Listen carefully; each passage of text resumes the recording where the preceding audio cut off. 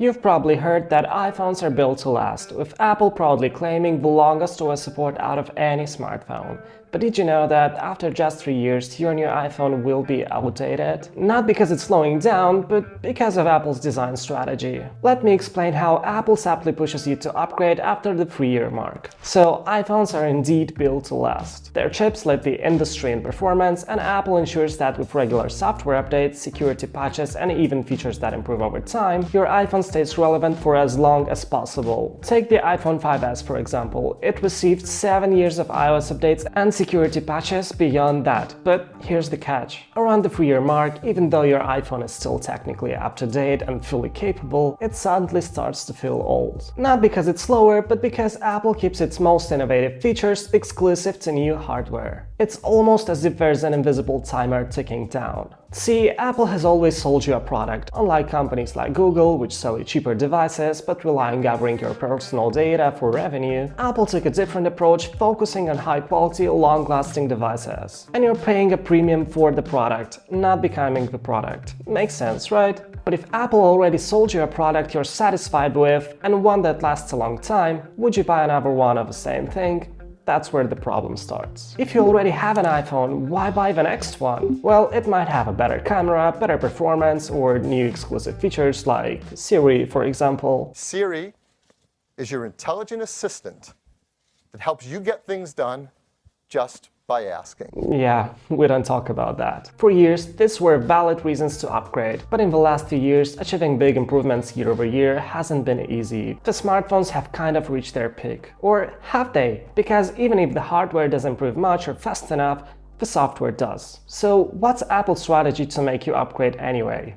Right, they lock you out of software features that your iPhone would otherwise have no problem running. It's not a hard stop like when your phone becomes completely unusable, but more of a soft expiration. Even though your iPhone still works fine, it's missing out on the exciting features. For example, the iPhone 14 has the same chip as the 13 Pro, but it gets action mode, which the 13 Pro doesn't get. Why? Because you would just buy the 13 Pro on a used market and get a better phone for a cheaper price. Or for example, the iPhone 15 has the same chip as the 14 Pro, yet it gets automatic portrait mode and the 14 Pro doesn't. It's all for the same reason. Here's another one. iPhone 15 Pro gets a toggle to switch from 24mm to 28 and 35 in the camera app, despite having the same sensor as the 14 Pro. This feature doesn't even require any processing power. Apple just software locks you out of it just so you have an incentive to buy a new iPhone. You might say that these are features that specifically launched with new iPhones, so it's fair game. After all, Apple never promised to bring new features to your older iPhone,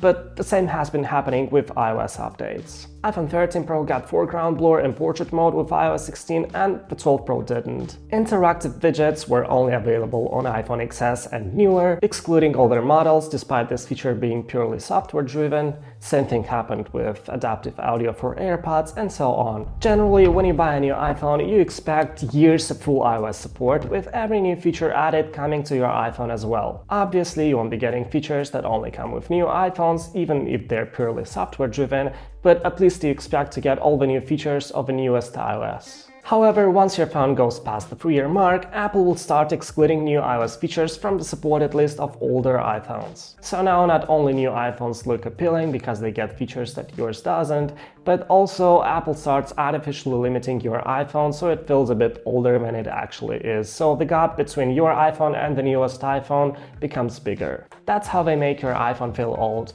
Not by slowing it down with updates. That happens due to other reasons, which we'll talk about later. Occasionally though, Apple will get bullied into adding new features to older devices, like it happened with the iPad Pro. After all, there's only so much that the consumers are willing to take. Like for example, when they introduced Stage Manager and limited it to M1 iPads with iOS 16, customers were really upset that the iPad Pro 2018 didn't get Stage Manager despite being able to run it. So Apple, despite trying to talk everyone into believing the iPad was too slow to run it, still caved in and added Stage Manager to the older iPad Pro. Which is cool, so don't forget that as consumers, sometimes you have the power to demand better. Now, as I said, it's more of a soft expiration. Your iPhone won't become worse than it originally was. It will just be artificially limited, but it will still take great pictures, get security updates, and so on. iPhones are truly built to last, especially with features like ceramic shield and titanium chassis. Even the old ones, there are probably people watching right now with an iPhone 7.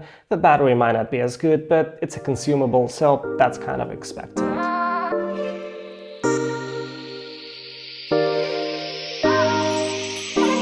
Here are some pictures from my 14 Pro. They look just as good as the ones from the 16 Pro, and if anything, they share the same main sensor. Yes, the 16 Pro has more features that can make the image look better, but that doesn't take away from the 14 Pro, so don't be fooled into thinking that you need to upgrade. Your older iPhones are totally fine and just as capable as they ever were. All they might need is just a battery replacement to bring back some life into them, but even an iPhone XS would be totally fine for today's standards. Design-wise, Apple's approach has changed a bit. Back in the day, they would upgrade the design every 2 years, with the second year being an S year. With the iPhone X, however, it seemed that Apple switched the strategy to 3 years as technology hit a high point and wasn't progressing as fast, so they needed more time to make the Face ID smaller or the bezel smaller. Nowadays though, for the past 5 years, every iPhone has looked pretty much the same. There are rumors that iPhone 17 will change the design language, but we can't say anything just yet, so in terms of design, you're really not missing much. iPhones are also built to look classy, and Apple's not gonna take that away from you, since they want others to want an iPhone too, so what's a better strategy than showcasing your jewelry looking iPhone in public? This is also why I think it should be enjoyed without a case. I actually made a whole video about that, so make sure to watch it. Battery is another thing. There's a common misconception that